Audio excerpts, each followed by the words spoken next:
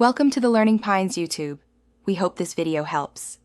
In this video, I will explain how to fix a tire pressure sensor fault on a Ford Explorer. First, it is crucial to understand the common indicators of a TPMS issue, such as a persistent warning light.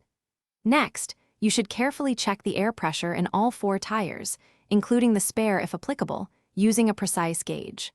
Finally, perform a thorough visual inspection of each tire for any visible damage or embedded objects.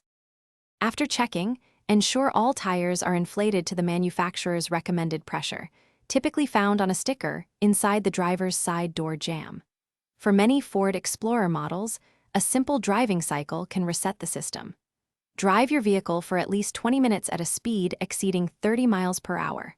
This allows the sensors to relearn and communicate with the system, often resolving the fault. If the driving cycle doesn't work, some Ford Explorer models offer a manual reset option. Locate the TPMS reset button, which is often found beneath the dashboard or in the glove compartment. With the ignition turned to the on position, but the engine off, press and hold this button for approximately 3 seconds. Release it once the tire pressure warning light blinks 3 times, indicating a successful reset attempt. Should the fault persist after these steps, a tire pressure monitoring system sensor itself might be faulty. These sensors have an internal battery and typically last between 5 and 10 years before needing replacement.